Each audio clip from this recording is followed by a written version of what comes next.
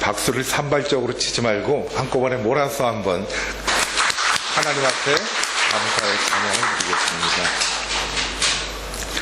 박수는 치고 싶은데 누가 먼저 시작하기를 기다리잖아요. 그런데 다음부터는 내가 열심히 치면 따라하는 분이 생겨요. 박수 다시 한번 칠까요?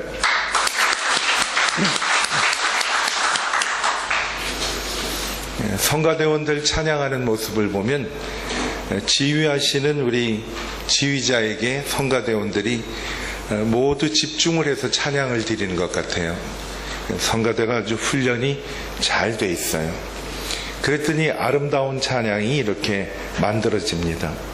오늘 예배 시간에 우리가 성가대원들이 지휘자에 집중했듯이 우리의 마음과 영혼이 우리를 치료하시는 하나님께 집중하는 시간이 되기를 바랍니다. 하나님께서 우리에게 반드시 아름다운 삶을 이루어 주실 것입니다. 하나님께 집중하십시다. 옆에 계신 분들 보고 조금 웃으세요. 스마일.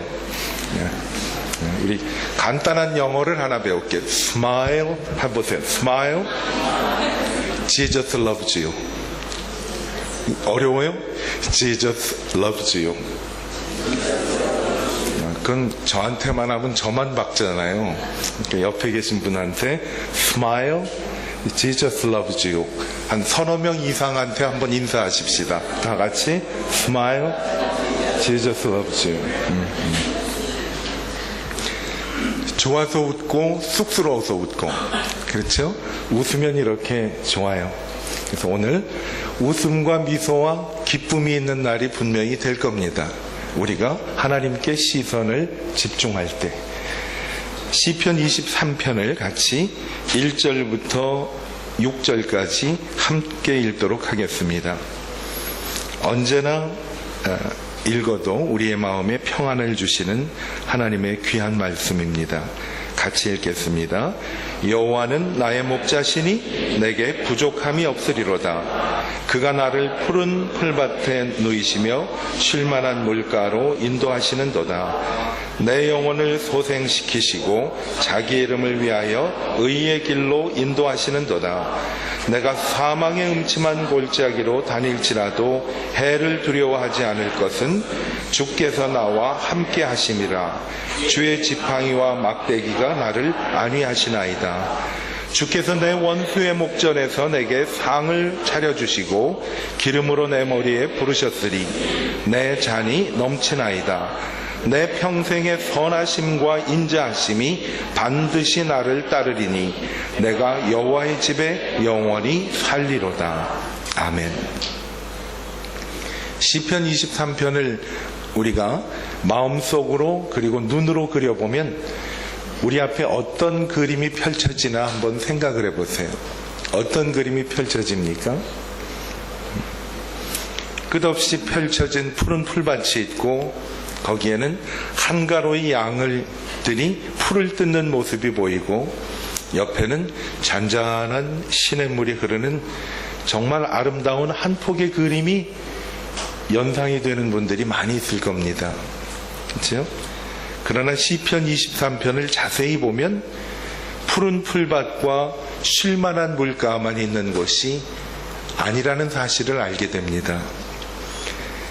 원래 여기에 나오는 그 양들은 어디에서 사는가 하면 우리가 방금 눈으로 마음으로 상상했던 푸른 풀밭 잔잔한 물가라기보다는 아주 거친 광야에 그리고 양들을 시시때때로 해치려는 맹수들이 있는 곳에서 살아가는 그러한 장면입니다. 강아지도 밤이 되면은 밖에서 놀다가 집으로 돌아온다고 그래요. 그리고 가축들도 풀을 뜯다가 집으로 대부분 돌아오는데 밖에 나가면 집에 혼자 갈 수 없는 동물이 하나가 있는데 그게 양이라고 합니다. 양을 쳐보지는 않았지만 그렇게들 얘기를 해요. 어디에다가 데려다가 가만히 놓으면 그 자리에 가만히 있는다고 합니다. 절대로 움직여지지 않고. 예수님께서 저희들에게 그런 말씀을 하셨죠. 나는 선한 목자라. 목자라는 비유를 많이 말씀을 하시고 천국에 대한 말씀을 하실 때 예수님께서 내가 곧 길이요 진리요 생명이니 나로 말미암지 않고는 아무도 아버지께로 올 자가 없느니라 라는 말씀을 했어요. 예수님은 본인을 목자로 비유하시고 저희들을 양으로 비유했어요. 양이 목자가 없으면 아무것도 할 수 없듯이 목자 대신 예수께서 우리를 돌봐주시지 않으면 우리도 아무것도 할 수 없음을 성경은 말씀을 합니다. 천국을 가는 길도 우리가 혼자 갈 수 있는 곳이 아니라 아무도 나로 말미암지 않고는 아버지께로 올 자가 없느니라 라는 말씀을 했습니다. 목자 대신 예수님이 우리를 인도해 주셔야만, 예수님을 통해서야만 우리는 천국에 갈 수가 있습니다. 예수님께서 내 죄를 위해서 십자가에 달려 피 흘려 죽으신 사실을 여러분은 확실히 믿습니까? 정말 믿습니까? 분명히 믿으십니까? 그래도 여긴 조금 낫네. 이렇게 정색을 하고 질문을 하면 소리가 점점 줄어드는데 여긴 그래도 산발적으로 아멘 하는 분들이 조금씩 늘어나네요. 정말 예수 그리스도의 피가 내 죄를 사해 주심을 믿습니까, 여러분? 네. 그리고 예수님께서 죽은 후에 사흘 만에 부활하신 사실도 믿으십니까? 이 사실을 믿어야 우리가 하나님 나라에 갈 수가 있다는 거예요. 왜? 우리는 양 같아서 스스로 할 수 있는 일이 아무것도 없기 때문에 그렇습니다. 오늘 말씀 3절에 보면 이런 말씀이 있습니다. 자기의 이름을 위하여 의의 길로 인도하시는도다. 여기에서 말씀하는 의의 길은요, 밑에 설명이 된 대로 양들이 안전하게 광야를 통과할 수 있는 길이 의의 길입니다. 혼자서는 아무것도 갈 수 없습니다. 양들은 하루 종일 가파른 상등성이를 오르고 내리면서 삽니다. 잘못해서 굴러떨어지면 다치거나 죽기도 합니다. 이렇기 때문에 양들이 구불구불된 길을 갈 수 있도록 목자가 의의 길로 인도해 주십니다. 이것이 뭔가 하면 밑에 설명이 있는 대로 의의 길은 양들이 안전하게 광야를 통과할 수 있는 길입니다. 여러분, 우리의 인생은 광야와 같아요. 언제 무슨 일이 벌어질지 아무도 예측을 할 수가 없습니다. 우리 인간 스스로는 할 수 있는 길이 있는 것이 별로 없습니다. 그때 목자 되신 예수님께서는 우리를 목자가 양들을 인도하듯이 똑같이 인도하십니다. 양들이 안전하게 광야를 통과할 수 있는 길을 하나님께서 마련해 주실 것입니다. 내가 안전한 길을 내가 만들고 내가 헤쳐나가는 것이 아니라 목자 대신 하나님께서 우리의 길을 안전하게 만들어 주신다는 겁니다. 광야 하면은 사막이죠. 사막은요, 길을 알 수가 없대요.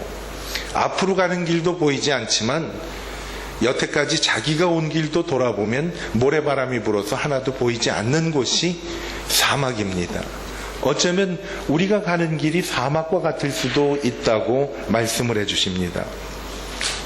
어려운 일이 많이 있지요. 가정 때문에, 또 어떤 분들은 자녀들 때문에, 건강 때문에, 사업이나 직장 때문에 우리는 누구나 광야를 경험하게 됩니다. 가끔 이런 생각을 하지 않으세요? 다들 잘 사는 것 같은데 왜 나만 힘들지? 그럴 때가 있어요.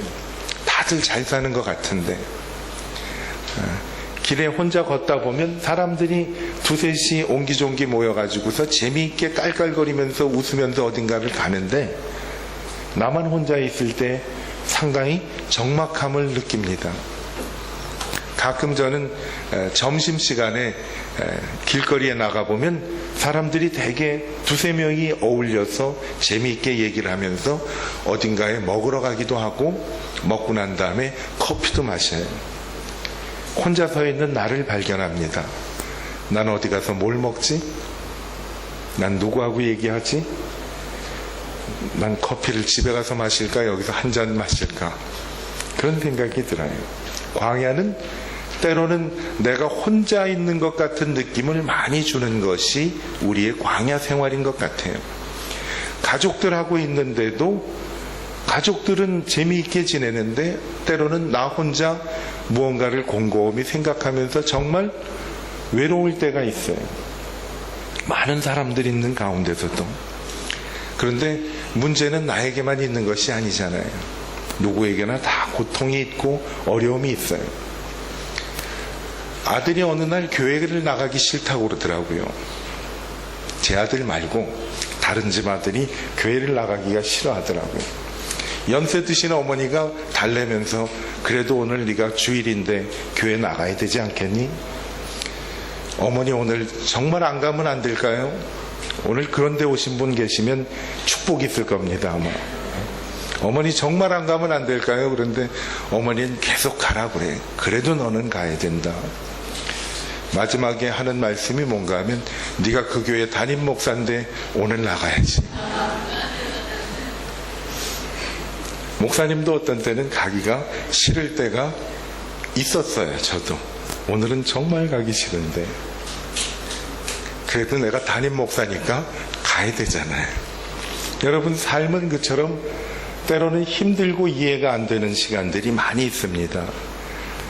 살아가면서 경험하는 우리 실패, 이별, 배신, 가난, 외로움, 두려움, 우울증 같은 것들이 반드시 살면서 통과해야 할 우리의 광야입니다. 얼마나 걸릴지도 모르고 이 길을 과연 내가 안전하게 빠져나갈 수 있을지도 상당히 미지수입니다. 그런데 오늘 말씀은 뭔가 하면 아무것도 할 수 없고 아무것도 없는 광야지만 그곳에는 나의 목자 대신 예수님께서 함께 계시다는 말씀을 하시는 거예요.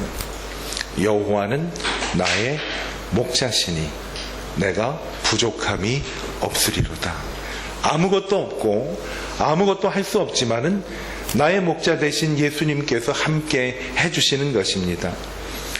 오늘 말씀 이 4절을 보면 이런 말씀이 있어요. 왜 난데없이 양들이 사는 곳에 사망의 음침한 골짜기가 나오지? 사망의 음침한 골짜기를 다닐지라도 대낮인데요 사막의 음침한 골짜기가 나옵니다. 까마득한 절벽이 나옵니다. 으시시하지요. 양들이 목자가 인도한다는 그 말씀을 하시다가 갑자기 오늘은 사망의 음침한 골짜기가 등장하게 됩니다. 우리의 삶인 것 같아요. 난데없이 충격적인 일들이 우리에게 다가옵니다. 요즘은 다 개인이 전화를 갖고 있어서 별로 실감을 못하는데 집에 전화가 한 대 있을 때 한밤중에 전화가 울리면 깜짝깜짝 놀라는 사람들이 많이 있습니다. 혹 내가 염려했던 그 일이 닥친 것이 아닐까? 사망의 음침한 골짜기. 양들이 목자를 따라서 다녔는데 사망의 음침한 골짜기가 다닐지라도 오늘 말씀에 보면 뭐라고 나오는가 하면 내가 해를 두려워하지 않을 것은 주께서 나와 함께 하시니라. 주의 막대기와 지팡이가 나를 안위하시나이다. 사망의 음침한 골짜기가 내게 다가오는 것은 막을 수가 없지요. 그런데 내게 그러한 일이 닥칠 때 염려하지 않는 것은 뭔가 하면 딱 하나예요. 주께서 나와 함께 하시니라. 임마누엘이라는 거지요. 볼지어다 내가 세상 끝날까지 너희와 항상 함께 있을지어다. 그 이름을 임마누엘이라 하리니 이는 하나님이 우리와 함께 하심이라 라고 말씀을 했어요. 임마누엘. 여러분 힘들고 어려울 때 피할 길은 없지만 그 길 가운데 나와 함께 하시는 주님을 기억하면 주님께서 뭐라 그래? 사망의 음침한 골짜기를 다닐지라도 내가 해를 두려워하지 않을 것은 주께서 나와 함께 하시니라. 주의 지팡이와 막대기가 나를 안위하시나이다. 여기서 안위라는 말씀은 뭔가 하면 하나님께서 나를 위로하신다라는 뜻이에요. 힘든 가운데서도 나를 위로하신다. 이스라엘에 있는 그 목자들은 두 가지를 들고 다닌다고 합니다. 하나는 막대기, 하나는 여기에 뭐가 있죠? 또 지팡이. 막대기는 뭔가 하면 양들이 잘못된 길을 가면 뒤에서 이렇게 툭툭 친다고 그래요. 그 길이 잘못된 길이라고 툭툭 치면 양은 또 다른 길을 이렇게 향해서 걸어간다고 해요. 자, 지팡이는 어디에 쓸까요? 지팡이 보면 길고 구부러졌죠. 이 구부러졌는데 이 구부러진 부분이 양의 모가지하고 딱 맞는데, 양을 목이라고 그러나요? 모가지라고 그러나요? 모가지가 훨씬 낫죠? 양의, 천박한 말이 아니에요. 그렇죠? 모가지. 양의 모가지 사이즈하고 지팡이 구부러진 거하고 사이즈가 똑같아요. 양이 갑자기 위험한 길로 가려고 그럴 때 탁 채면 양의 모가지에, 그래도 목이라고 그러십시다. 양의 목에 딱 걸친대. 잡아 끄는 거예요. 그러니까 지팡이는 때로는 잘못된 길을 갈 때 우리를 쳐서 바른 길로 가게 하기도 하고, 정말 위급한 때는 구부러진 지팡이로 양의 목을 채서 앞으로 잡아 끈다고 그래요. 여러분, 하나님께서 두 가지의 방법으로 저희들이 위태한 때 함께 하시면서 도와주십니다. 어떤 방법으로 도와주시느냐? 잘못된 길이 잘못됐다고 알려주십니다. 뿐만 아니라 지팡이로 정말 위험한 때는 우리를 건져 주신다고 말씀을 합니다. 광야에는 양들을 해치려고 하는 맹수들이 늘 있습니다. 그래서 5절에 보면 이런 말씀이 있어요. 내 원수의 목전에서 내게 상을 베푸시고. 풀밭에 이르러서 풀을 뜯는데 누군가가 양들을 노려보고 있습니다. 그 누군가가 누군가 하면 늑대나 이리들이 어슬렁어슬렁 거리면서 양을 해치려고 합니다. 그래서 양들은 한시도 마음을 놓을 수가 없어요. 근데 오늘 말씀을 보세요. 내 원수의 목전에서 내게 상을 베푸시고 라고 말씀을 하잖아요. 상을 베푸시고. 원수가 있는데 목자가 일이나 늑대들이 양을 해치려고 하는 그 시간에도 양들을 안전하게 보호해 준다라는 거지요. 상을 베푸시고. 쉬운 성경에 보면 이렇게 번역이 되어 있어요. 내 원수가 보는 앞에서 목자는 나에게 커다란 상을 차려서 원수가 보란 듯이 나를 지켜주신다라는 것이에요. 여러분, 맹수나 이리들이 힘들고 우리를 어렵게 만들기는 하지만 목자 되신 하나님께서 맹수가 보는 앞에서 우리를 보호해 주신다라는 거지. 너희들이 아무리 내 양된 내 백성들을 공격을 하고 넘어뜨리려고 해도 내가 이 아이들을 보호해 주실 것이다 하고 원수들이 보는 앞에서 하나님께서 우리를 품어주신다라고 말씀을 합니다.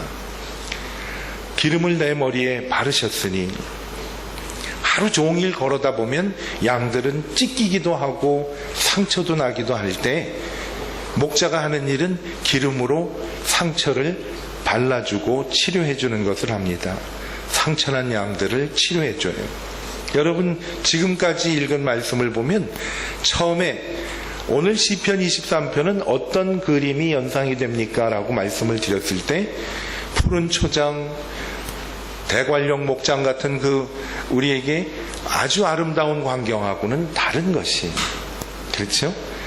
험한 산과 가파른 계곡, 사망의 음침한 골짜기, 호시탐탐 기회를 노리는 맹수들이 거기에 있는 것이.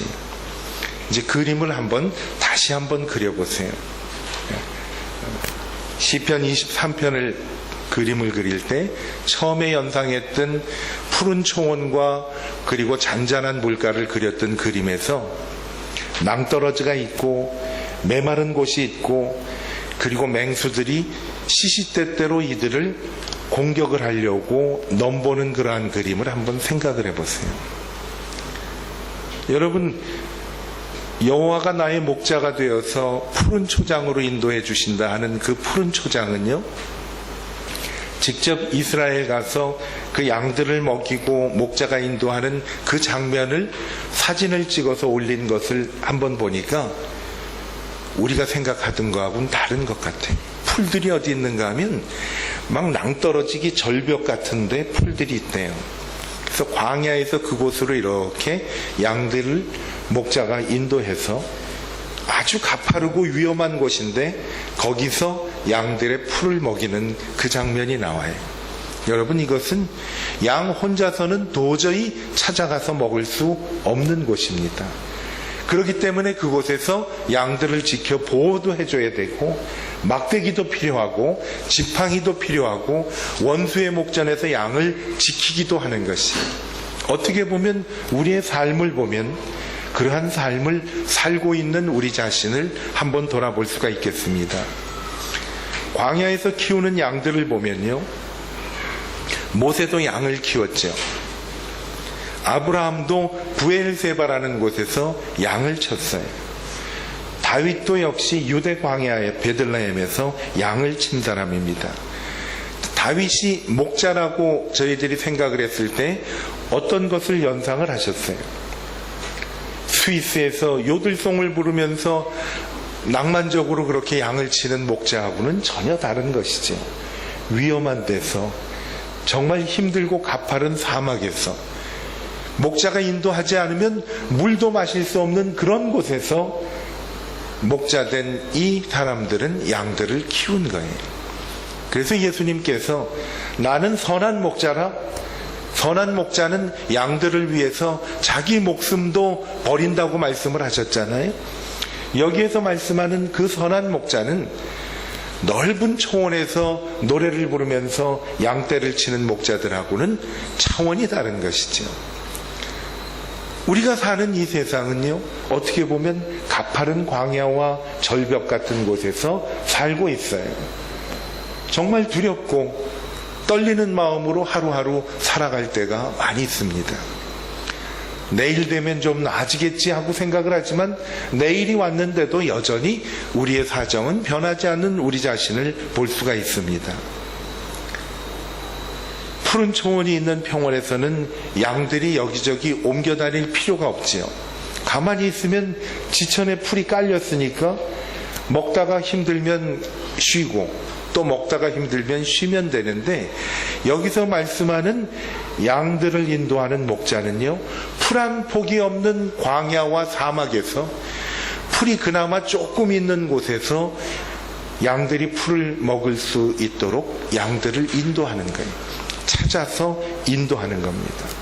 도저히 양들은 자기 혼자서 가서 그 풀을 먹을 수 있는 형편이 되지를 못한 상태예요. 사막의 음침한 골짜기도 넓은 평원에 있는 양들은 지나지도 않지요. 그런데 오늘 시편 23편에 나오는 양들은 그것들하고는 형편이 다르다라는 거예요. 여러분, 한번 이 말씀을 마음속으로 음미를 해보세요. 시편 23편은 내가 암송을 하면 정말 우리에게 힘과 위로가 되는 것입니다. 독일에 있는 신학교에서 공부를 하던 신학생이, 그 신학교에 함께 다니던 유태인계 신학생이 있었다고 합니다. 수업이 끝나면 이 유대 학생이 혼자 알지 못하는 말로 암송을 하고 읊조리는 것을 계속 보았어요. 뭔가 했더니 히브리 말로 시편 23편을 암송을 하는 거예요. 그 친구하고 독일 신학생이 친해져 가지고 자기도 모르는 사이에 신학교 3년 졸업하는 사이에 히브리 말로 시편 23편을 암송하게 되었어요. 이제 전쟁이 막바지가 돼가지고 신학교에서 공부하던 그 히브리 청년은 독일 나치군들에게 납치가 되어가지고 이제 어디로 가는가 하면 가스실에서 죽음을 막기 위해서 자동차에 실려가고 있었습니다.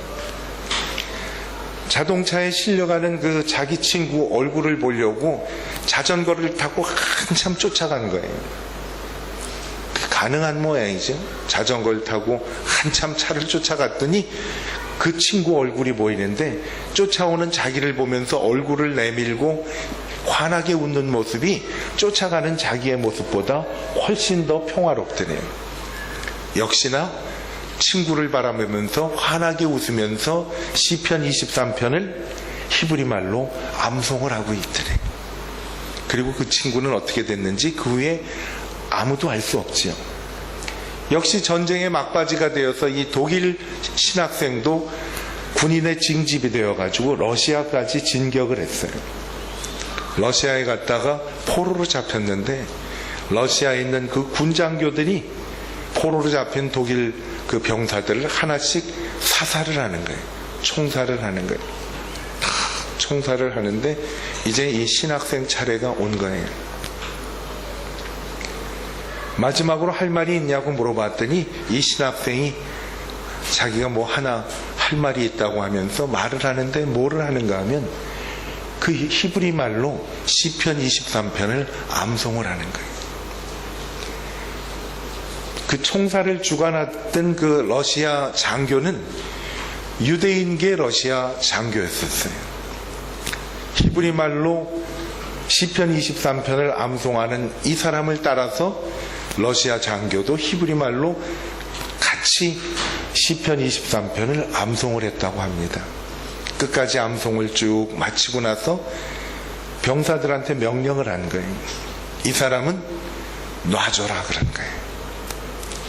그러면서 하는 말이 뭔가 하면 비록 적군의 옷을 입고 사악한 일을 한 사람이라도 하나님의 말씀 시편 23편을 암송하는 사람은 하나님의 자녀가 분명하니까 이 사람을 놔주어라 그래서 놔줬다는 일화가 있어요.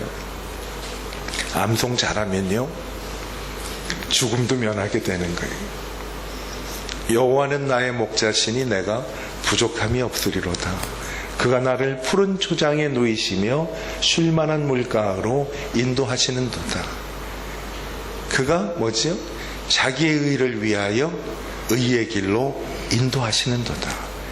내가 사망의 음침한 골짜기를 다닐지라도 해를 두려워하지 않을 것은 주께서 나와 함께 하시니라.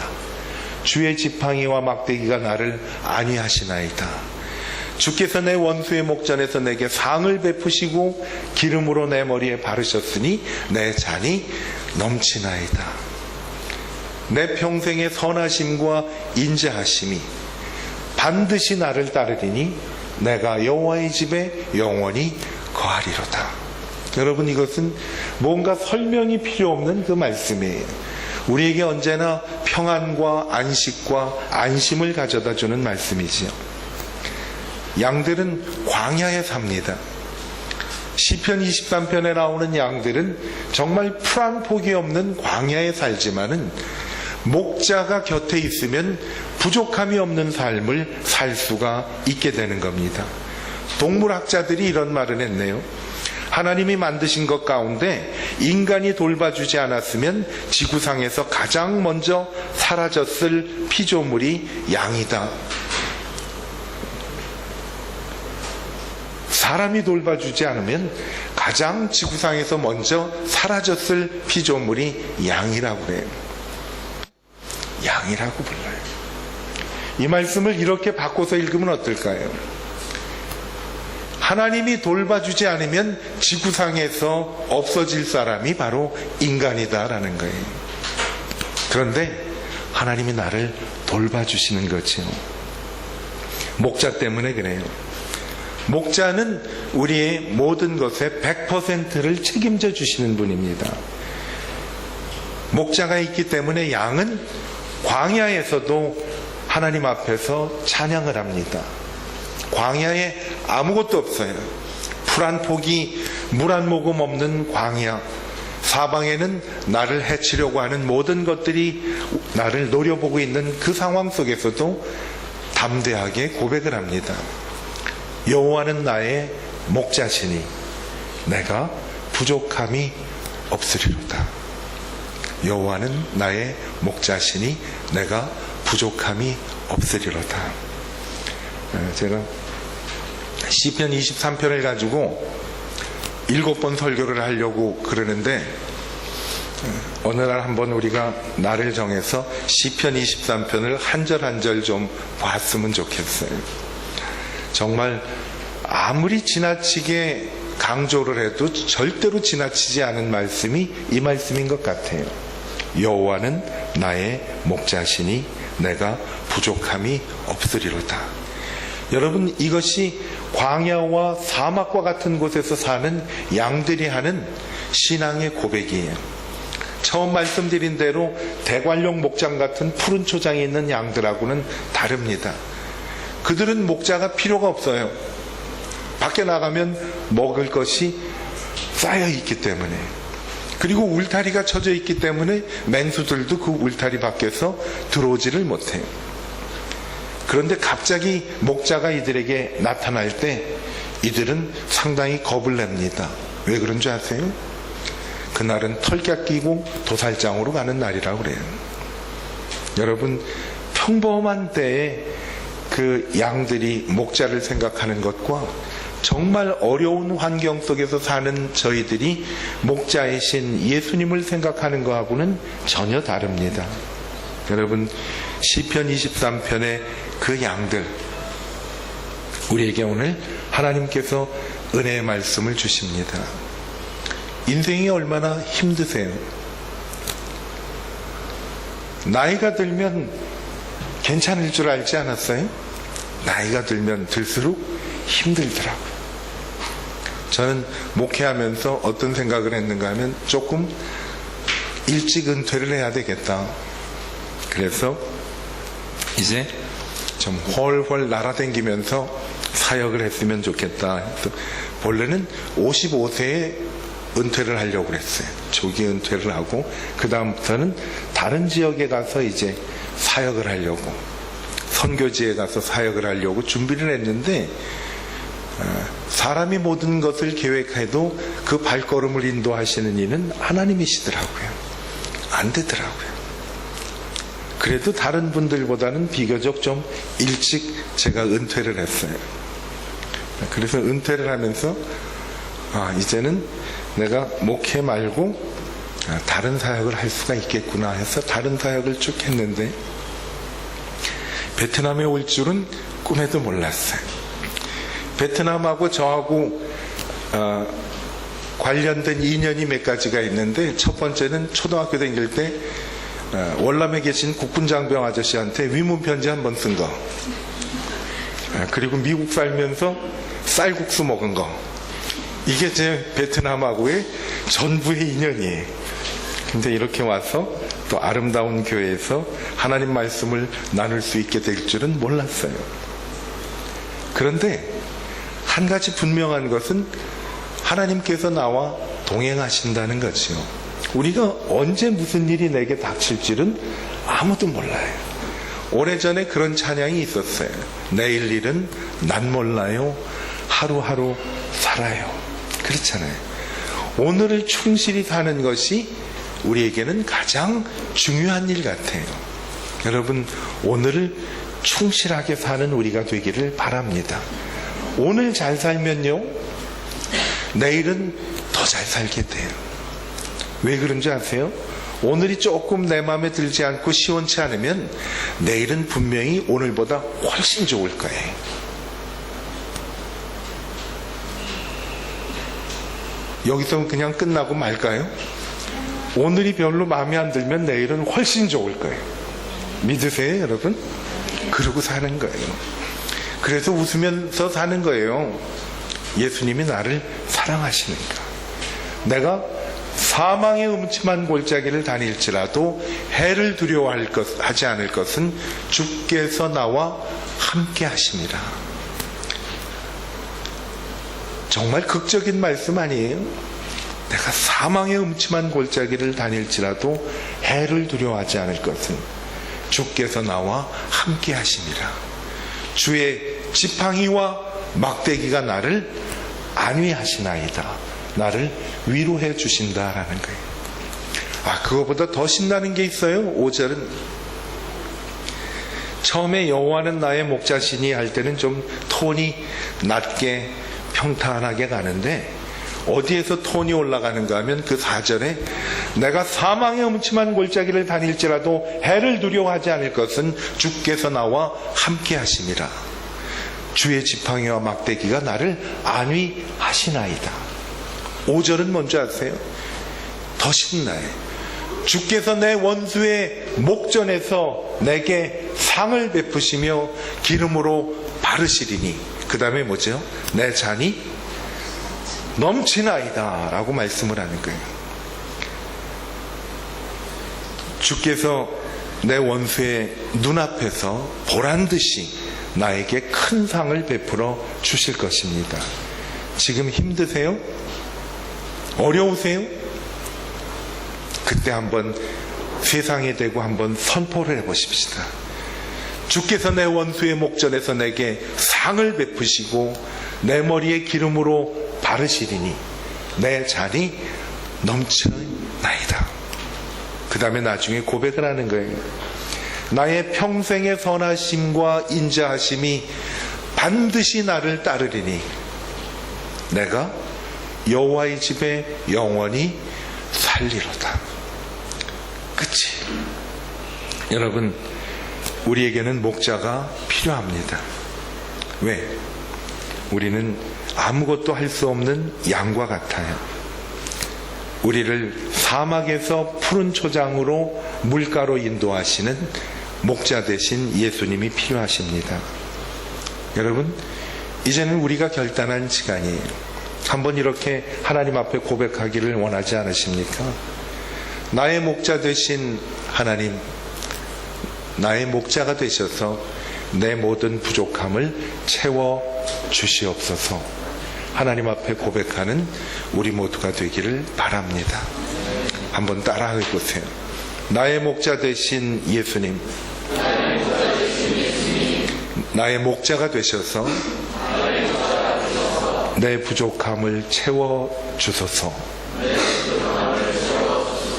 이렇게 기도할 때 하나님께서 우리에게 큰 은혜를 베풀어 주실 줄 믿습니다. 축복합니다. 우리 곁에 계신 분들한테 한번 축복하지요. 축복합니다. 같이 기도하겠습니다.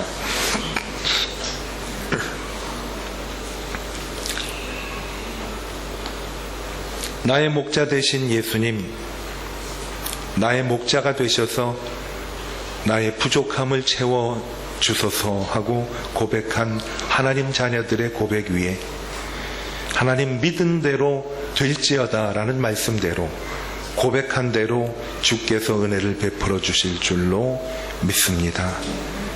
특히 어렵고 힘들 때마다 내가 사망의 음침한 골짜기를 다닐지라도 해를 두려워하지 않을 것은 주께서 나와 함께 하심이라. 세상을 향해 함께 계신 주님이 나를 도와주심을 선포하는, 그리고 승리하는 하나님의 자녀가 되도록 은혜 베풀어 주시기를 예수님의 이름으로 축복하며 기도드립니다. 아멘. 교회 소식을 알려드리겠습니다. 우리